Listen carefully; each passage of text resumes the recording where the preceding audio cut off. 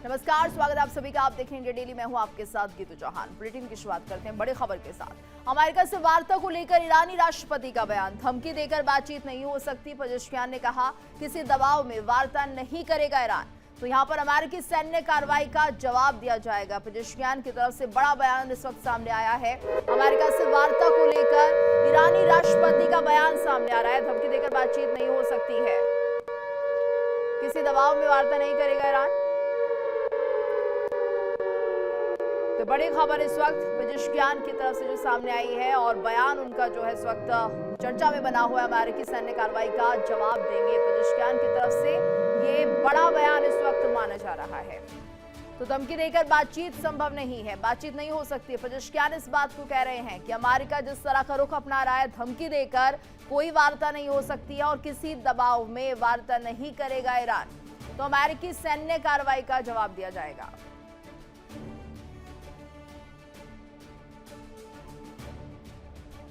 वहीं आपको बता दें, ट्रंप ने ईरान के साथ इस्लामाबाद वार्ता को रद्द किया है। बड़ी खबर आ रही है वार्ता को लेकर। डोनाल्ड ट्रंप का बड़ा बयान भी सामने आ गया है। विटकॉफ कुशनर का इस्लामाबाद दौरा रद्द हो गया है।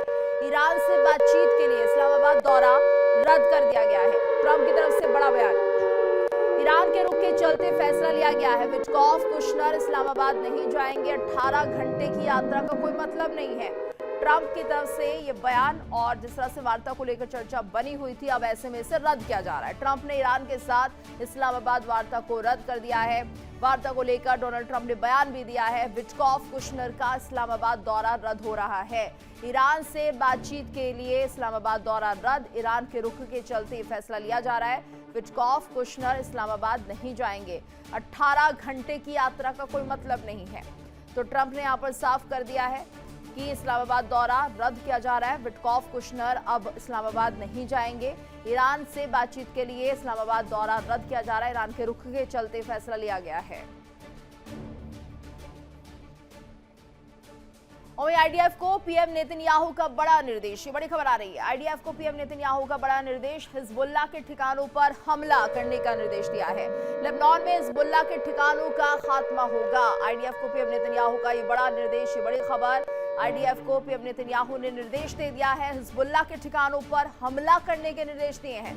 तो लेबनान में हिजबुल्लाह के ठिकानों का खात्मा किया जाएगा। एक बार फिर से इजरायल मुखर हो चुका है और ऐसे में पीएम नेतन्याहू ने निर्देश दे दिया है आईडीएफ को कि हिजबुल्लाह के ठिकानों पर निशाना लगाया जाए, उन पर हमला किया जाए। और ये निर्देश दे दिए जा रहे हैं नेतन्याहू की तरफ से। लेबनान में हिजबुल्लाह के ठिकानों का खात्मा होकर ही रहेगा।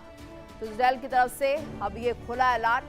पीएम नेतन्याहू यहाँ पर सीधे तौर पर यही कहते नजर आ रहे हैं कि अब हिजबुल्लाह को बख्शा नहीं जाएगा, उसके ठिकानों को हम खत्म करेंगे। आईडीएफ को निर्देश दे दिए गए हैं। तो आईडीएफ को पीएम नेतन्याहू का बड़ा निर्देश, हिजबुल्लाह के ठिकानों पर हमला करें, लेबनान में हिजबुल्लाह के ठिकानों को चिन्हित करें और उनका खात्मा किया जाए। पीएम नेतन्याहू का ये बड़ा बयान। हिजबुल्लाह को लेकर अब किसी तरह की यहाँ पर नरमी नहीं बरती जाएगी और ऐसे में ये बड़ी खबर भी मानी जा रही है क्योंकि बीच में सीज फायर हुआ था लेबनान और इजरायल के बीच। लेकिन अब जिस तरह से पीएम नेतन्याहू इस बात को कह रहे हैं कि आईडीएफ पूरी तरह से तैयारी करे हिजबुल्लाह का खात्मा करने के लिए, निर्देश दे दिए गए हैं कि हमले किए जाए उन ठिकानों पर जो हिजबुल्लाह के हैं और हिजबुल्लाह का खात्मा किया जाए। और में इजरायली पीएम नेतन्याहू जा सकते हैं अमेरिका, ये बड़ी खबर आ रही है। लेबनान से युद्ध विराम के मुद्दे पर चर्चा संभव है। लेबनान के राष्ट्रपति से मिल सकते हैं नेतन्याहू। नेतन्याहू के यूएस दौरे की तारीख अभी तय नहीं है। इजरायली पीएम नेतन्याहू जो है अब अमेरिका जा सकते हैं, ऐसा कहा जा रहा है। लेबनान से युद्ध विराम के मुद्दे पर चर्चा संभव हो सकती है। तो अब ऐसे कयास भी लग रहे हैं कि लेबनान से युद्ध विराम के मुद्दे पर चर्चा संभव है। लेबनान के राष्ट्रपति से मिल सकते हैं नेतन्याहू। नेतन्याहू की यूएस दौरे की तारीख हालांकि अभी तय नहीं हो पाई है, लेकिन जिस तरह से ये चर्चा प्रस्तावित थी, ऐसे में लेबनान के साथ बातचीत हो सकती है, वार्ता हो सकती है युद्ध विराम को लेकर, लेकिन हिजबुल्लाह को बख्शा नहीं जाएगा। तो लेबनान के राष्ट्रपति से मिल सकते हैं नेतन्याहू। नेतन्याहू की यूएस दौरे की तारीख हालांकि अभी तय नहीं हो पाई है, कभी मुलाकात होगी, लेकिन ये मुलाकात प्रस्तावित है। युद्ध विराम को लेकर चर्चा की जा सकती है लेबनान और इजरायल के बीच। और वहीं शहबाज शरीफ ने ईरानी राष्ट्रपति से बात की है। शहबाज शरीफ ने ईरानी राष्ट्रपति से बात की। शरीफ ने पजेश्कियान से फोन पर बात की है। पजेश्कियान से मौजूदा हालात पर चर्चा की है। मिडिल ईस्ट में शांति स्थिरता के प्रयास पर चर्चा की गई। ये बड़ी खबर, शहबाज शरीफ ने ईरानी राष्ट्रपति से बात की है। शरीफ ने पजेश्कियान से फोन पर यह बात की है। मौजूदा हालात पर उन्होंने चर्चा की है। मिडिल ईस्ट में शांति स्थिरता के प्रयास पर चर्चा की गई है। तो पजेश्कियान के साथ शरीफ के बाद मिडिल ईस्ट में शांति स्थिरता के प्रयास पर चर्चा की गई है। फोन किया गया है, फोन पर ये पूरी बातचीत हुई है शहबाज शरीफ और ईरानी राष्ट्रपति पजेश्कियान के बीच, जिसमें उन्होंने मौजूदा हालात पर चर्चा की और मिडिल ईस्ट में शांति स्थिरता के प्रयास पर भी चर्चा की गई है। तो शरीफ ने पजेश्कियान से बात की है। जिस तरह से शांति दौर की ये जो वार्ता का दौर था, दूसरा राउंड, उसे अब कहीं ना कहीं खत्म किया जा रहा है और ऐसे में अब किस तरह से शांति होगी मिडिल ईस्ट में, क्या कुछ प्रयास हो सकते हैं, इसको लेकर शरीफ ने पजेश्कियान से बातचीत की है। तो लगातार जो हालात बने हुए हैं, लोगों को बहुत उम्मीद थी, विश्व पूरी तरह से इस दूसरे दौर की वार्ता को लेकर संभावित दिख रहा था, कुछ अच्छा निकल कर आएगा, लेकिन ऐसे में अब ये वार्ता ही रद्द हो गई है, क्योंकि ना तो अमेरिका मानना चाह रहा है उन शर्तों को, ना ही ईरान किसी भी दबाव में वार्ता करना चाहता है।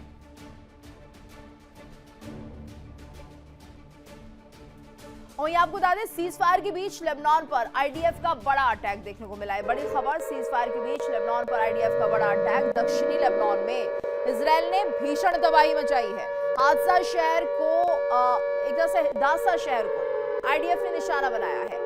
तो हिजबुल्लाह के कई ठिकानों को खत्म करने का दावा भी किया जा रहा है। ये बड़ी खबर आ रही है। हदासा शहर को आईडीएफ ने निशाना बनाया। सीज फायर के बीच लेबनान पर आईडीएफ का एक बड़ा अटैक माना जा रहा है कि देखिए, सीज फायर भी चल रहा है लेबनान के साथ, लेकिन हिजबुल्लाह को नहीं बख्शा जाएगा। हिजबुल्लाह लगातार अटैक कर रहा है इसराइल पर और ऐसे में आईडीएफ की भी एक कार्रवाई। आपको बता दें कि दक्षिणी लेबनान में इसराइल ने तबाही मचाई है। हदासा शहर को आईडीएफ ने निशाना बनाया है। हिजबुल्लाह के कई ठिकानों को खत्म करने का दावा किया जा रहा है। तो हिजबुल्लाह निशाने पर है आईडीएफ के और ऐसे में पीएम नेतन्याहू ने भी निर्देश दे दिए हैं कि किसी भी तरह से हिजबुल्लाह को खत्म किया जाए। वहीं संभावित चर्चा की बात भी की जा रही है अमेरिका में लेबनान के साथ, लेबनान के राष्ट्रपति के साथ। तो ऐसे में हिजबुल्लाह किसी भी हालत में बख्शा नहीं जाएगा। आईडीएफ लगातार कार्रवाई कर रहा है और ऐसे में इसराइल ने भीषण तबाही मचा दी है दक्षिणी लेबनान में। हदासा शहर को आईडीएफ ने निशाना बनाया है और हिजबुल्लाह के ऐसे कई ठिकाने हैं जिन्हें खत्म करने का दावा आईडीएफ की तरफ से किया जा रहा है। तो हदासा शहर को आईडीएफ ने निशाना बनाते हुए यहाँ पर हिजबुल्लाह के कई ठिकानों को ध्वस्त कर दिया है, खत्म कर दिया है। ये बड़ी खबर इस वक्त हम अपने दर्शकों को बता रहे हैं और हमारे साथ मेहमानों का खास पैनल भी जुड़ रहा है इसी पर चर्चा करने के लिए क्या कुछ हालात बने हुए हैं। और इस वक्त हमारे साथ कर्नल दिनेश शर्मा जी जुड़ गए हैं। कर्नल दिनेश जी, आपका बहुत बहुत स्वागत है इंडिया डेली पर। और जो इस वक्त के हालात बने हुए हैं इन्हीं पर हम आपसे चर्चा भी करना चाहेंगे, क्योंकि लगातार जिस तरह से शांति वार्ता की बात कही जा रही थी, दूसरे दौर की वार्ता बहुत अच्छी हो सकती थी, लेकिन जिस तरह के बयान सामने आ रहे थे ऐसा लग नहीं रहा था कि संभव हो पाएगा और ऐसे में अब इस वार्ता को रद्द कर दिया गया है। क्या कुछ हालात अब बनते हुए दिख रहे हैं? मैडम देखिए, कल जिस समय ईरान के विदेश मंत्री अपने डेलीगेशन के साथ पाकिस्तान आए थे, तो उस समय किसी प्रकार की होप थी कि ये बातचीत जो है किसी प्रकार से संभव नजर आ रही थी, क्योंकि अमेरिका की तरफ से भी इंडिकेशन आ रहे थे कि उनके जो नेगोशिएशन टीम है वो इस्लामाबाद पहुंच रही है। लेकिन उसके बाद जो है ईरान ने जो है अपने कॉम्प्रिहेंसिव प्लान जो है वो पाकिस्तान को सौंपा, ताकि ये इसको जो है कन्वे कर दिया जाए अमेरिका को। लेकिन उसके साथ साथ उन्होंने ये स्टेटमेंट भी दी कि हम किसी भी प्रेशर के अंदर, जहाँ जो टर्म्स ऑफ रेफरेंस जो है अमेरिका डिक्टेट कर रहा है, या प्रेशर के अंदर हम बातचीत नहीं करेंगे। सबसे पहले उन्होंने नाकाबंदी को खोलने की बात की और उसके बाद वो पाकिस्तान के सीनियर ऑफिशियल्स से बात करने के बाद वो सीधा ओमान चले गए हैं। और अभी जो लेटेस्ट आ रही है कि उनकी बातचीत जो है ईरान के विदेश मंत्री की बात जो है इजिप्ट के और टर्किश के जो है अपने काउंटर पार्ट से हुई है। तो अभी फिलहाल की स्थिति के अंदर तो लगता नहीं है कि बातचीत के कुछ आसार नजर आ रहे हैं।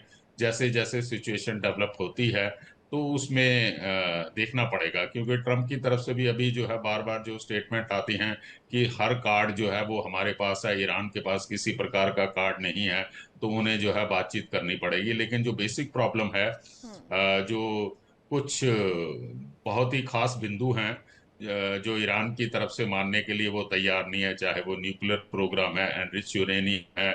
उसके बाद वो कहते हैं कि हमारी जितने भी फ्रोजन एसेट्स हैं उनको खोला जाए, नाकेबंदी की जाए, और उनको एक प्रकार की सुरक्षा गारंटी दी जाए कि आने वाले दिनों में किसी प्रकार का युद्ध नहीं संभव होगा। लेकिन इसके साथ साथ जो है वो जो है साथ में अपनी जो स्ट्रेंथ है ईरान, वो हम्म। भी डिस्प्ले करने की कोशिश कर रहा है कि हमारे पास अभी जो है मिसाइल्स का काफी हद तक जो है हमारे पास जो है अभी स्टॉक अवेलेबल है। और इसके साथ साथ जो है रशिया और चाइना जो है उनको इनडायरेक्टली जो है लॉजिस्टिक और मॉरल सपोर्ट दे रहे हैं। हम्म। तो उसका भी इससे जो है ईरान के ऊपर जो उनका कॉन्फिडेंस लेवल है उसके ऊपर असर पड़ता है। लेकिन साथ में ये देखिए कि ये जो विदेश मंत्री ईरान की यात्रा हुई है, पहले पाकिस्तान में गए हैं, फिर उसके बाद ओमान में जा रहे हैं, और उसके बाद जो है मॉस्को में जा रहे हैं। तो इस यात्रा को हम सिर्फ इस ढंग से नहीं ले सकते कि ये नॉर्मल विजिट है। इसके अंदर भी हम्म। मल्टी लेयर जो है उनके एम जुड़े हुए हैं। पाकिस्तान के साथ जो है वो इसलिए गए हैं कि वो अपने पॉइंट्स जो हैं वो पाकिस्तान को बता सकते हैं, उनके साथ जो है बातचीत कर सकते हैं। और इसके साथ साथ वो चाहते हैं कि पाकिस्तान और ईरान की जो सीमा है उसके ऊपर जो है शांति बनी रहे। और हम्म। लास्टली वो ये सुन्नी मुस्लिम वर्ल्ड को भी ये मैसेज देना जी। चाहता है ईरान की हमारी जो हम्म। है सुन्नियों के साथ किसी प्रकार की कोई प्रॉब्लम नहीं है। उसके हम्म। बाद वो ओमान जाते हैं, तो ओमान में अभी 15 दिन पहले तो वो मिसाइल फेंक रहे थे। अब वो ओमान के साथ जो है अपने गिले शिकवे खत्म करना चाहते हैं, और क्योंकि ओमान बिल्कुल, भी जो यानी है कि वो सर आप ये कह रहे हैं कि अब दूसरी तरीके की रणनीति बनाई जा रही है डिप्लोमेसी के तहत, और ऐसे में दूसरे विकल्प हमें लगता है कि तलाशने की कोशिश यहाँ पर हो रही है। हमारे साथ रक्षा विशेषज्ञ साहे सर भी जुड़े हुए हैं, ग्रुप कैप्टन आशीष साहे जी हमारे साथ चर्चा का हिस्सा बनेंगे। और लेकिन जिस तरह से ये खबरें सामने आ रही है, अपने दर्शकों को हम इन खबरों को भी बताएंगे, लेकिन पहला एक कमेंट में ले लेती हूँ साहे जी से। साहे सर, ये जो हालात इस वक्त बने हुए हैं, क्या माना जाए कि ईरान ने जो शर्तें रखी है उससे अमेरिका नहीं मानेगा? अमेरिका जो कह रहा है उसे ईरान नहीं मानना चाहता, दबाव की शर्त यहाँ पर रख दी गई है कि दबाव में तो कम से कम हम किसी तरह की वार्ता नहीं करेंगे। और अमेरिका की फितरत है, ट्रंप जब तक राष्ट्रपति हैं वो दबाव की रणनीति के तहत काम करेंगे, वो ऐसे शब्दों का इस्तेमाल करेंगे जो प्रोवोकिंग होंगे। तो क्या माना जाए, क्या ये बातचीत हो भी पाएगी या नहीं हो पाएगी? और ईरान ने सोच लिया है, अब दूसरी तरीके से सोचा जाए, अब अपनी जो रणनीति है वो बदली जाए और डिप्लोमेसी पर ज्यादा ध्यान दिया जाए। जीतू, ये जो डेवलपमेंट हो रही है ये बहुत ही पिक्यूलियर है। मुझे याद नहीं है कि मैंने कभी भी किसी इंटरनेशनल क्राइसिस को इस मूर्खतापूर्ण रवैये से इन्वॉल्व पार्टीज द्वारा हैंडल करते हुए देखा। हम्म। अनफॉर्चुनेट है वर्ल्ड के लिए कि हम एक ऐसे दौर को देख रहे हैं जहां पे दोनों वॉरिंग पार्टीज, अमेरिका और ईरान, और जो अब मीडिएटर है पाकिस्तान, इन तीनों ने जिस कैजुअल तरीके से, जिस मूर्खतापूर्ण रवैये से इस प्रॉब्लम को रिजॉल्व करने के लिए या टॉकिंग टेबल पे आने के लिए कदम उठाए हैं, वो दिखाते हैं कि ये कितने अनसीजन्ड या लो आईक्यू लोग हैं। ये जो कैंसिलेशन हुआ है लास्ट मोमेंट, इसमें पर्पस एंड प्रोटोकॉल दोनों डिफीट हो रहा था। तो इसलिए अमेरिका ने एक ठीक कदम उठाया है, चाहे ट्रंप ने उठाया है या उनकी जॉइंट कोई डिसीजन रही, आई डोंट नो। लेकिन ईरान का जो अप्रोच था कल और परसों, पिछले 24-48 घंटों में, कि हमें कोई फर्क नहीं पड़ता, ये पकड़ो हमारा list, there is a purpose for a table discussion, face to face आने पे रिजॉल्व। अगर हमको सिर्फ एक पेपर देना था इस्लामाबाद को कि ये अमेरिका को भेज दो, फिर अमेरिकन टीम किस लिए आएगी? वो ये पेपर अमेरिका मंगा सकते हैं, अपने पेपर्स तो तेहरान भेज सकते थे जी। ये पाकिस्तान एक न्यूट्रल वेन्यू जहां आप सेफ फील करें या आप जाना चाहें या दोनों को एक्सेप्टेबल हो, इसके पीछे एक पर्पस होता है। Congenial atmosphere, face to face discussions, improved exchange of ideas, जो सारे रिकॉर्ड्स पे नहीं डाले जा सकते। अगर ईरान का ये अप्रोच था कि जी हमारे तो मेन जो बंदा था वो speaker, he will not go, so why would JD Vance come? अच्छा जी, जो जाएगा वो एक पेपर पकड़ा के चला जाएगा, he is not coming there for a table talk with America, वो तो अपने बायलैटरल इश्यूज के लिए आ रहा है, उसके आगे उसको ओमान और मॉस्को जाना है। This is not how you handle इतना सीरियस प्रॉब्लम। एक हिंदी में वर्ड है ना, फेक आउट तरीके से। ये इस समय दुनिया की क्राइसिस है। इसमें जो सिंसियरिटी ऑफ अप्रोच होना चाहिए, मैं उन मुद्दों पे बात ही नहीं कर रहा हूँ गीतू, जो जी। इन्होंने 10 पॉइंट प्रोग्राम या अमेरिका ने हम्म 15 पॉइंट प्रोग्राम दिए, दे आर ऑल नेगोशिएबल। हम्म ये जो न्यूक्लियर की बात हम कर रहे हैं, आज से 10-11 साल पहले ईरान ने इन सारे पॉइंट्स को माना था। हम्म कोई रीजन नहीं है कि आज वो इनको बिल्कुल, नहीं यानी मानेगा। ईरान को ये लग रहा है कि सर ये जंग खत्म नहीं करनी है। हॉर्मुज एक बहुत बड़ा पॉइंट उन्हें लग रहा है। दूसरा ये कि उन्हें लग रहा है कि बहुत से ऐसी जगह जो है यहाँ पर दिख रही है जहां से वो पैसा कमा सकते हैं। हॉर्मुज को लेकर ही जिस तरह से टोल वसूले जा रहे हैं, कल भी बहुत खबरें आई कि ईरान ने टोल वसूली की है। उससे मुझे लग रहा है कि अच्छा लग रहा है, अपने इंफ्रास्ट्रक्चर को बेहतर करने के लिए एक बढ़िया ऑप्शन है। और अगर हॉर्मुज को लेकर तनातनी रहती है तो पैसे कमाने का अच्छा अवसर है ईरान के लिए। मेरी जो एनालिसिस है वो हम्म ईरान की जो हम सो कॉल्ड फ्रैक्चर्ड डिप्लोमेसी इस वक्त ईरान के अंदर है, उसका ज्यादा रोल दिख रहा है। हम्म ना कि कोई एक कंसिडर्ड कॉल है कि हम बात नहीं करेंगे, क्योंकि ये जो टोल कमा रहे हैं और जो हम्म उनको पर डे का ऑफिशियल ऑयल एक्सपोर्ट से लॉस हो रहा है, इसमें कोई बराबरी नहीं है। हम्म उनका ओरिजिनल बजट में जो रेवेन्यू दिखाते हैं ईरान में, हम्म उसमें ऑयल का बहुत मेजर रोल होता है। ऑयल एक्सपोर्ट्स, हम्म ब्लैक या व्हाइट, सही या गलत तरीके से, जी। सैंक्शन या अनसैंक्शन, बट हम्म ह्यूज। अभी वो पूरा रुका हुआ है। हम्म तो ये 2-4 शिप से $1 पर बैरल और समथिंग लाइक दैट, इसमें कोई बराबरी नहीं है। हम्म ईरान की इकोनॉमी बर्बाद हो रही है हर बीतते दिन के साथ, जब तक ये सीज फायर चलेगा। They must stop. अच्छा, आईआरजीसी को कोई फर्क नहीं पड़ता, उनकी लाइफस्टाइल, उनकी थॉट प्रोसेस, उनकी आइडियोलॉजी, फिलॉसफी ऑफ लाइफ वो हम्म कंदराओं वाली है। हम्म पहाड़ों में रह लेंगे, जमीन के नीचे रह लेंगे, चूहों की तरह बिल में रह लेंगे। They are hmm not bothered about the normal Iranians कि हम्म उनकी उनकी इकोनॉमी क्या होगी, उनके जॉब्स क्या होंगे, उनका एनर्जी सप्लाई, उनका सोशल सिक्योरिटी। बिल्कुल। इससे आईआरजीसी मिलिट्री विंग को कोई कनेक्शन नहीं है। वो हम्म क्रश करते रहेंगे उनको। तो इसलिए इनकी तरफ से एक बहुत ही गलत, और दूसरी तरफ ट्रंप है, हम्म उनको अपने इतने मुद्दे हैं, उनके बातचीत का लहजा कोई भी टॉकिंग टेबल से उठ के चला जाएगा। यूरोपियन यूनियन ने हम्म ऑलमोस्ट विड्रॉ कर रखा है, जी। नाटो ने ऑलमोस्ट विड्रॉ कर रखा है। तो hmm this is a very unfortunate thing. जी की तो आप कुछ कह रही हाँ बिल्कुल। इस बीच सर एक बड़ी खबर आ रही है, ईरान अमेरिका शांति वार्ता से जुड़ी बड़ी जानकारी। ईरान ने बातचीत को लेकर अहम बयान दिया है। यूएस से बातचीत का कोई प्लान नहीं है, सिर्फ पाकिस्तान से द्विपक्षीय बातचीत होगी। ईरान ने कहा, ईरानी डेलीगेशन इस्लामाबाद में इस वक्त मौजूद है। ये बड़ी खबर कि यहाँ पर यूएस से बातचीत का कोई प्लान नहीं है। और साहिर सर, जिस तरह से आप कह रहे थे कि ईरान की बेवकूफ़ी है और जिस तरह के फैसले निकलकर सामने आ रहे हैं, वो ये बता रहे हैं कि यहाँ पर आईआरजीसी जो है वो ज़्यादा फैसले लेते हुए दिखाई दे रहा है बजाय सत्ता पक्ष के। क्योंकि लेकिन यहाँ पर जिस तरह से आईआरजीसी ही सेना ही हावी होगी सर, तो ऐसे में तो आगे भी कोई उम्मीद नहीं है किसी भी तरह की मध्यस्थता की या बातचीत की। अब मैं ये कह सकता हूं कि बहुत चांसेस हैं कि Iran will see the next round of attacks, surprise attacks. क्योंकि जिस तरह से उन्होंने डिसरिगार्ड किया है प्रोटोकॉल्स को, प्रोसीजर्स को, कैसे बात, मुद्दा उनकी डिमांड और अमेरिका की डिमांड तक पहुंच ही नहीं रहा है। मुद्दा बातचीत कैसे करें, किस तरह से अप्रोच करें, किस टीम से बात करें, लेबनान इसराइल का क्या करें, इसको लेके। और दूसरा कि वाकई में ईरान आपस में बात नहीं कर पा रहा है, डिस्पाइट दैट चाइनीज असिस्टेंस की उन्होंने सैटेलाइट फोन दे रखे हैं जिसको सीआईए मॉनिटर ना कर पाए। इस्लामाबाद और तेहरान को सैटेलाइट फोन्स दे रखे हैं सेफ कम्युनिकेशन के लिए, जो डिटेक्ट नहीं होंगे हमास या सीआईए से, ताकि कम से कम बात कर पाए। ये बात नहीं कर रहे। आईआरजीसी में अभी भी कोई एक ऑफिशियल बॉडी सामने नहीं आ रही है ये बताते हुए कि हम इस बातचीत को, अमेरिका के साथ इस बातचीत को इस टीम के थ्रू ऐसे, कोई भी कुछ बोल रहा है। अब्बासी साहब कुछ बोल रहे हैं, आईआरजीसी का एक कर्नल कुछ बोलता है अपने स्पोक पर्सन की तरह। प्रेसिडेंट इस हमें सरप्राइजिंगली 3 दिन से एकदम चुप हैं ईरान के प्रेसिडेंट। तो they are not serious about it. वो 29 तारीख का वेट कर रहे हैं, ठीक है। लेकिन ट्रंप ऐसे चुप बैठने वाले, जिस तरह से ट्रंप ने अपनी मिलिट्री को रिप्लेनिश किया है गल्फ में, including the 3rd carrier, these are very serious developments. इतनी major military buildup second world war के बाद कभी देखी नहीं गई, सुनी नहीं गई।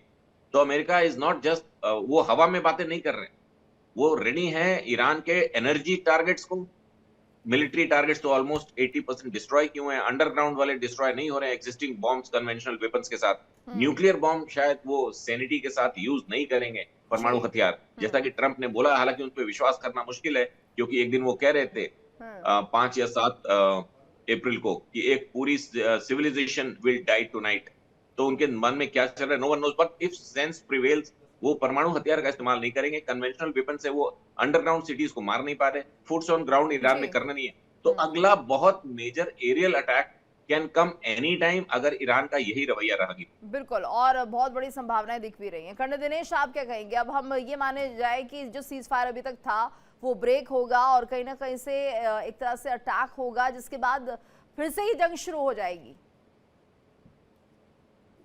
देखिए, मेरा एनालिसिस ये कहता है कि अमेरिका जो है वो थोड़ा सीरियस है बातचीत करने के लिए, और उन्होंने अपनी तरफ से एक पॉजिटिविटी दिखाई है जो ये सीज फायर को एक्सटेंड करने के बाद। और दूसरा ये है कि ईरान चाहे, हमारे पास किसी भी प्रकार की खबरें आ रही हैं कि ईरान के अंदर जो है उनके पॉलिटिकल सिस्टम और आईआरसीजी के अंदर जो है किसी प्रकार का जो बिखराव है, कोई आपस के अंदर दोनों एक पेज के ऊपर नहीं है। लेकिन मेरा ये मानना है कि अगर इस प्रकार की बातचीत है तो फिर ईरान का जो है पाकिस्तान, ईरान के फॉरेन मिनिस्टर का पाकिस्तान के अंदर जाना और उन्हें अपनी एक कंसोलिडेटेड लिस्ट जो है हैंड ओवर करने का क्या मतलब है? तो ये तो इंडिकेट करता है कि ईरान भी जो है अच्छा, बातचीत करना सर, चाहता क्या है। आप ये मानते हैं कि वहां की जो सरकार है, ईरान की जो सरकार है, वो आईआरजीसी के दबाव में आ सकती है? साहब, ऐसा है कि ये तो मतलब जग जाहिर है कि आईआरसीजी जो है वो एक पावरफुल ऑर्गेनाइजेशन है, जो कि एक बिल्कुल ही अलग प्रकार की आइडेंटिटी है जो उनके सुप्रीम लीडर को बात करती है, वो किसी के भी अंडर कमांड नहीं है। तो ये मेरा मानना है कि आज की तारीख के अंदर उनके जो डिक्टेट हैं वो ज्यादा चलते हैं। लेकिन आपको ये जमीनी हालात को भी जो है ध्यान में रखना पड़ेगा कि ठीक है, आप युद्ध लड़ सकते हैं, पर how long you can war. जिस प्रकार से अमेरिका ने नाकेबंदी की है, और मेरा, जैसे मैंने आपके कल भी डिबेट के दौरान कहा था कि अमेरिका की ये सबसे बड़ी स्ट्रेटजी है, जो कि उसने जो है डे वन से अगर फॉलो कर लेते तो शायद ये युद्ध इतना ना खींचता। क्योंकि ये नाकेबंदी की वजह से जो है जो ईरान के अंदर जो पैसा आना है, जो रिसोर्सेज आनी है, या जो उनका खाने पीने का या बाकी जो आइटम्स जी। आनी है, उसके ऊपर टोटली एक प्रकार से उसको बंद कर दिया गया। और इसके साथ साथ आप देखिए कि जो उनका खार्ग आइलैंड है या बाकी आइलैंड है जहां से वो तेल प्रोसेसिंग करते हैं, तो आने वाले समय में जहाँ शायद हो सकता है कि अभी हो गया हो कि उनकी जो स्टोरेज कैपेसिटी है वो एक लिमिटेड स्टोरेज कैपेसिटी होती है। ठीक है, रिपोर्ट्स आ रही हैं कि उन्होंने कंटेनर के अंदर जो है तेल को स्टॉक करना शुरू कर दिया, बट हाउ लॉन्ग, कितनी देर तक कर सकते हैं? आप जो हैं क्या कहते हैं, वीडियो के ऊपर बहुत अच्छी अच्छी सी अपनी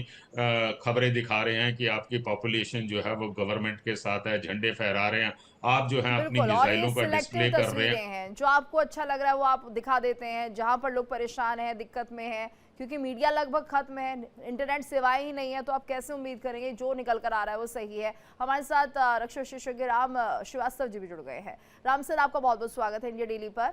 आपसे भी हम ये जानना चाहेंगे, फिलहाल जो हालात बने हुए हैं, दूसरे दौर की वार्ता तो अब टल गई है, ऐसे में क्या कुछ आपको संभावनाएं दिख रही हैं? देखिए, फिलहाल की जो स्थिति है, पूरी दुनिया की नजरें जो है वाशिंगटन पर हो गई है, जहां प्रेसिडेंट ट्रंप के ऊपर हमला करने की कोशिश की गई थी। क्या उसका ईरान से कोई सीधा संबंध है, या अगर नहीं है तो ये आखिर क्यों हुआ? इसका असर निश्चित रूप से ईरान और अमेरिका के बीच में जो समझौता वार्ता चलने की संभावना थी उस पर ये भी पॉसिबल है कि इस तरह के अटैक करने के बाद उनको पब्लिक सिंपैथी मिलेगी और एक नया मोड़ मिलेगा। क्योंकि 1 तारीख के बाद जो है निश्चित रूप से प्रेसिडेंट ट्रंप जी। को सीनेट के पास जाना यानी पड़ेगा। राम सर, आप ये कह रहे हैं, कल भी ये इनपुट्स आ रहे थे कि ट्रंप की जान को खतरा हो सकता है, सुरक्षा को खतरा हो सकता है, दूसरे जो लीडर्स हैं उनके लिए भी कही जा रही थी बात। तो ऐसे में ये माना जाए कि जो हमला था इसे रोका जा सकता था, इनपुट्स रहे होंगे लेकिन रोका नहीं गया, और ये माहौल बनने दिया गया जिससे कि एक सिंपैथी जो है वो ट्रंप को मिल जाए। आप ऐसा मानते हैं? देखिए, मेरे मान इसमें कुछ नहीं होगा, लेकिन संभावना को निरस्त नहीं किया जा सकता जी। कि इस पूरी घटना का असर जो है, ट्रंप दोबारा अगर सीनेट में जाएंगे तो उनको बहुमत मिल जाएगा और उनको फ्री हैंड मिल जाएगा अटैक करने के लिए, ना केवल अटैक करने के लिए, बल्कि अगर युद्ध घोषित हो गया तो फिर वो चाहे तो न्यूक्लियर बम का उपयोग भी कर सकेंगे। इसलिए इस संभावना को निरस्त नहीं किया जा सकता। अब ये सब कुछ डिपेंड करता है कि ईरान की आगे की रणनीति क्या होगी।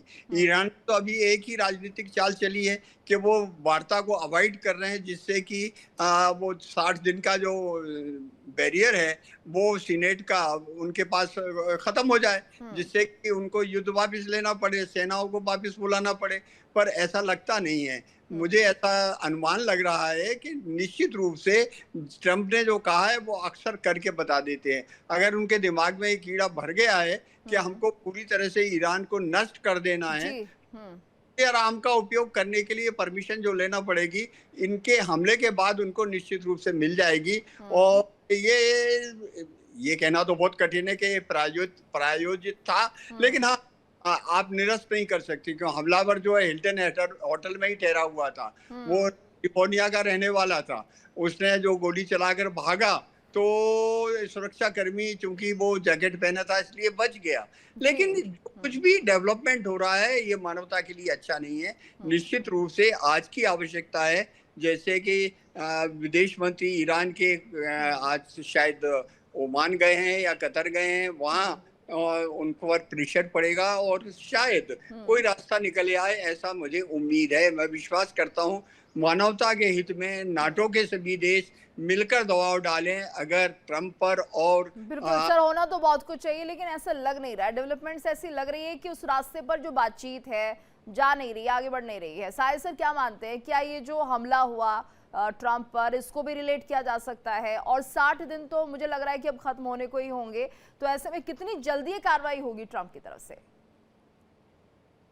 एक तो ये जो अभी सुबह सुबह इंडिया टाइम जो हमला हुआ है वो एक बहुत ही मेजर गैदरिंग होती है। इनका जो बॉलरूम, ओवल ऑफिस बॉलरूम है, वहाँ पे जितने भी एलीट रिपोर्टर्स, करस्पॉन्डेंट्स वो जमा होते हैं। तो आप सोचिए कि कवरेज जिस भी बंदे ने किया है, लकीली वो मरा नहीं है। नॉर्मली इस तरह के सारे अटैक में आप एक देखेंगे कि अमेरिकन फोर्सेस वो एलिमिनेट कर देती हैं बंदे को।